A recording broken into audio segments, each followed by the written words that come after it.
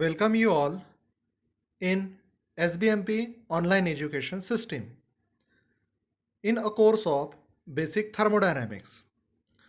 Myself, Mr. Nilesh Ramraoji Nagose, the faculty in Department of Chemical Engineering. Today, we are going to discuss about the first law of thermodynamics. The learning objectives of today's session are: the student will be able to explain the constant volume process, which we also call that isobaric process. The student will be able to explain the constant pressure process, which we also call as isochoric process. The student will be able to explain the constant temperature process, which is also called as isothermal process. And the student will be able to write the equation of internal energy, heat flow, and work done for isobaric process, isochoric process, and isothermal process. Now it's a time of reflection spot.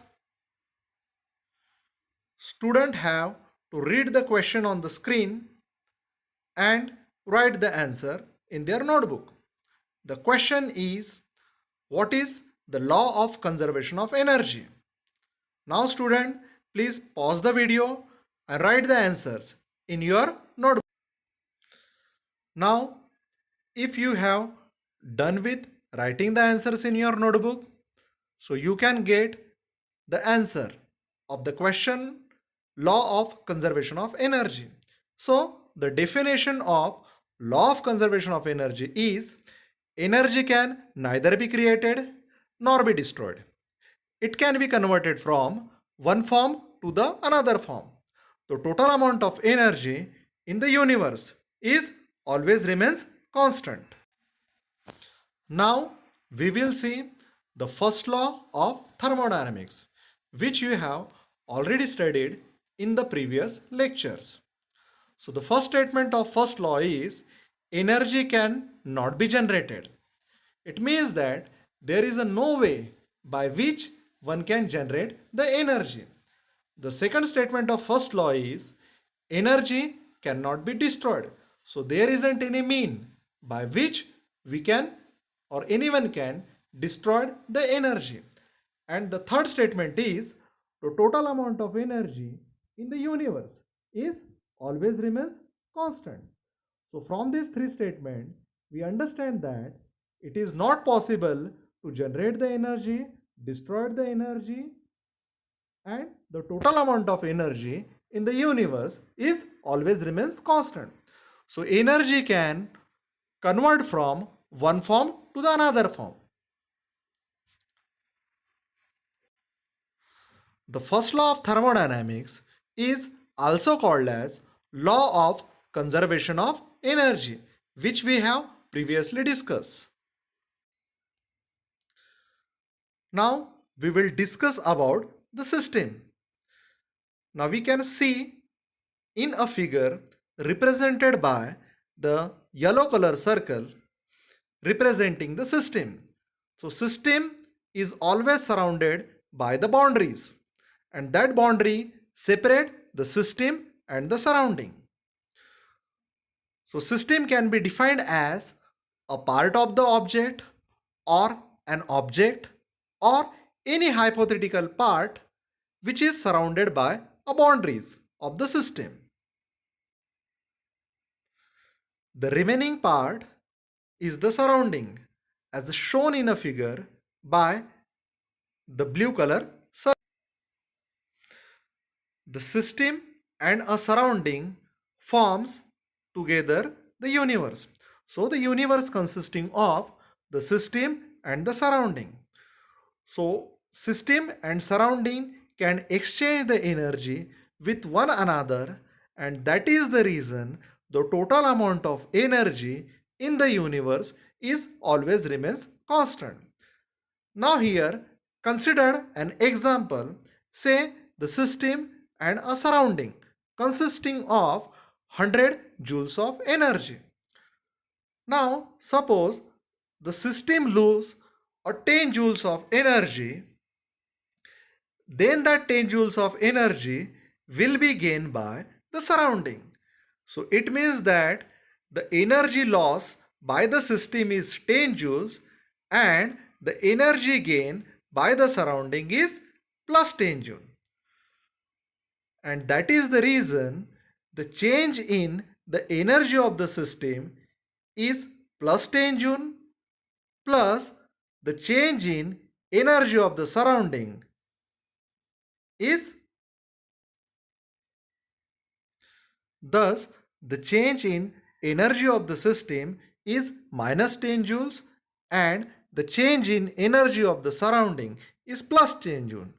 Thus if we sum these two energy, so we got the total change in energy is equal to 0. Now we will see how the system and surrounding exchange the energy among each other. So system exchange the energy with the surrounding in a form of potential energy, kinetic energy or internal energy, while the surrounding exchange the energy with the system in the form of heat flow from the surrounding, which is Q suffix R, or work done by the surrounding, which is represented by W suffix R. Now we will see the sign conventions used in the first law. So according to the International Union of Pure and Applied Chemistry, the heat and work supplied to system from the surrounding is positive. It means that if the surrounding is supplied a certain amount of heat or energy to the system, then it is positive for the system, while negative for the surrounding. Similarly, if the surrounding is doing some work on the system, then it is positive for the system while negative for the surrounding. Now consider the piston cylinder system as shown in a figure. Here the yellow part represents the system while rest of the part is the surrounding. Now we can see that the piston moves in a downward direction. Suppose the air or any gas is present in our system, then because of the piston motion in a downward direction, it is gets compressed.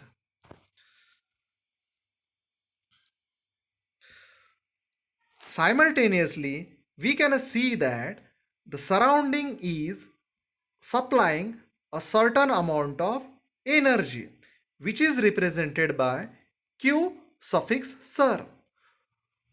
That is the reason the value of energy supplied by the surrounding, which is minus Q suffix SIR, is negative.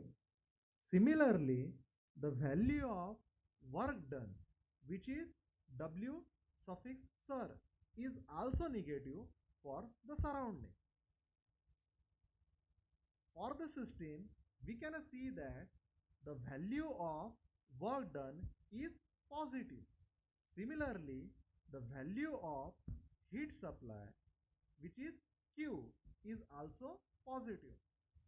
So as we discussed, the sign conventions of International Union of Pure and Applied Chemistry, as it says that if the system undergoing work done by the surrounding or the surrounding is doing a certain work on the system or supplying energy to the system, in that case the value of work done and the heat supply is positive for the system, while the value of work done and heat supply is negative for the surrounding.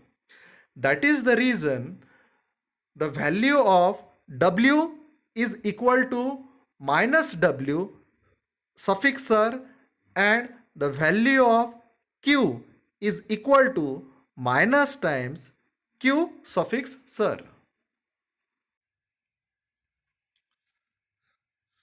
So we can see that by the sign convention, the original equation of the first law is modified. Now, in this equation, Q suffix sir is replaced by minus Q, and W suffix sir, which is a work done by the surrounding, is replaced by minus W. In our case of piston and cylinder system, we know that the value of change in potential energy and a change in kinetic energy is 0. So that's why delta E suffix P, which is change in potential energy, and delta E suffix K, which is change in kinetic energy, is equal to 0. So the equation of first law is modified as delta U plus minus Q minus W is equal to 0, which can be rearranged to give delta U is equal to Q plus W. So this is the basic equation of the first law, which we'll be using for the different systems.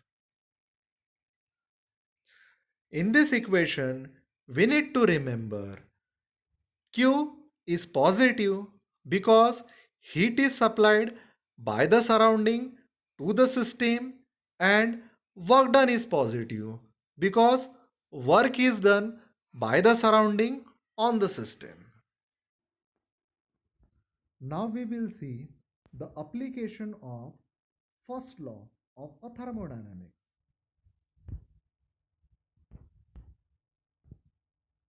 So here we have the differential form of first law of thermodynamics, which is du is equal to dq plus dw.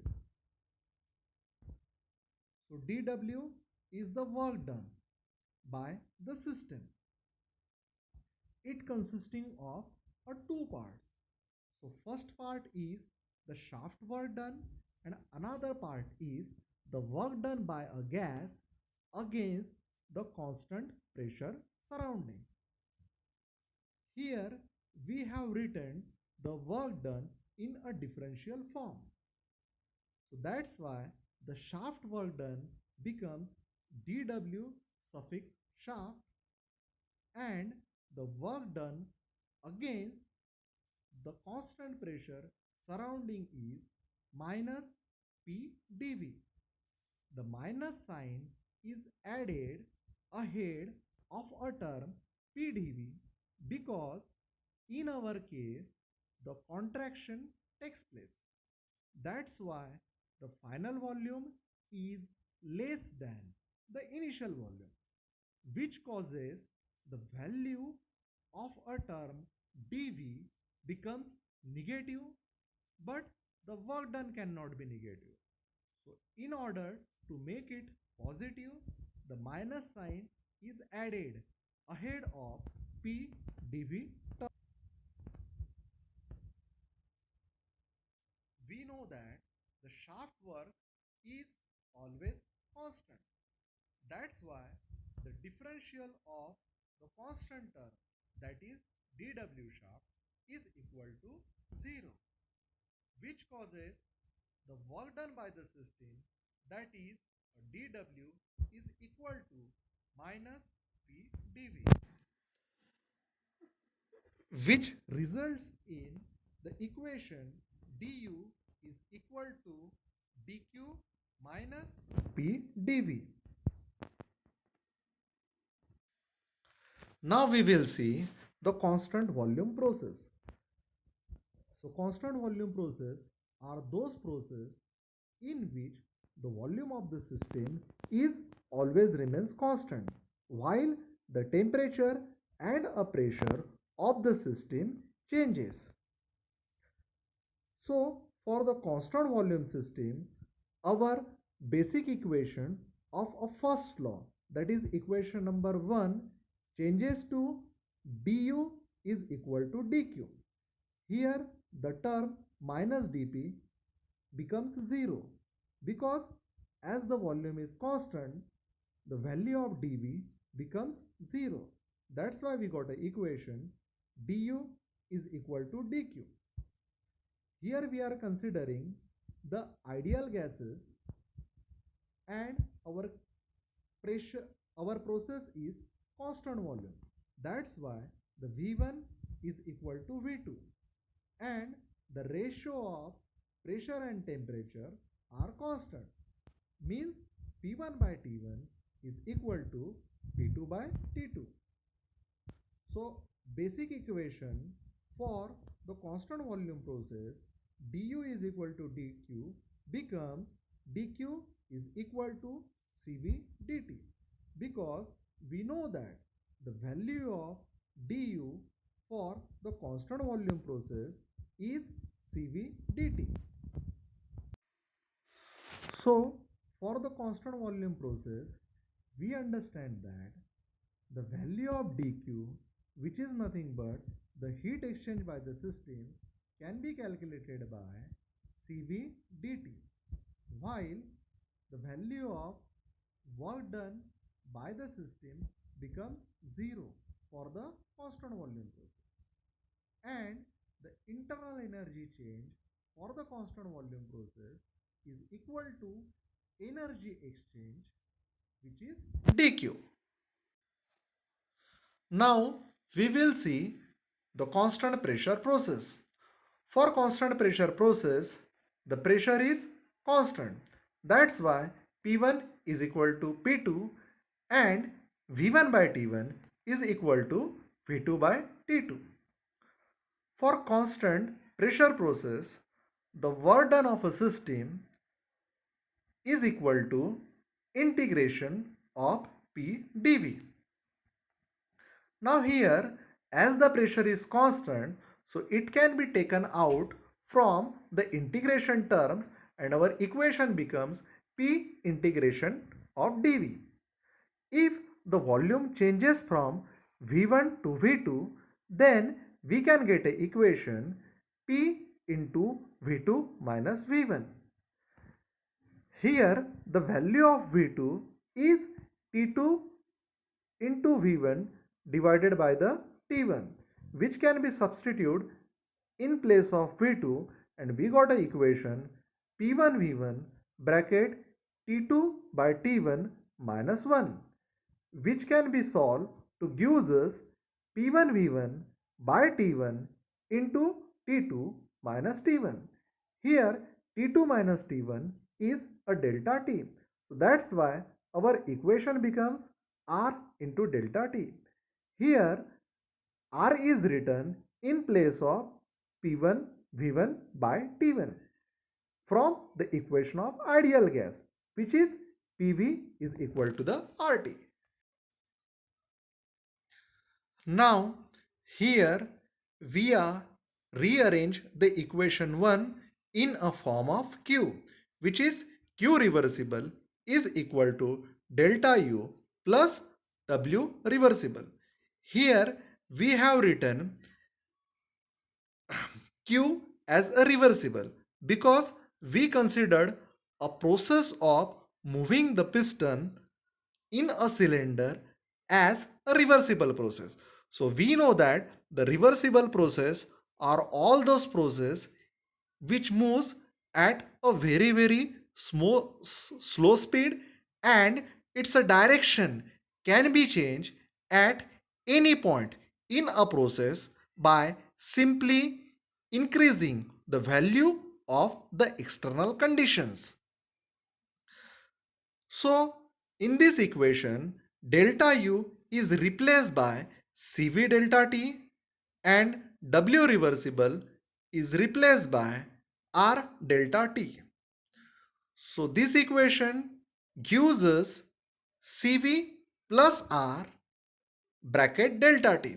So we know that the value of Cv plus R is nothing but Cp. That's why our final equation becomes Cp delta T. Thus, we understand for the constant pressure process, the value of heat flow through the system is calculated by the equation Cp delta T, while the work done by the system is calculated by the equation R delta T. While the value of change in internal energy, that is delta U, is calculated by equation Cv delta T.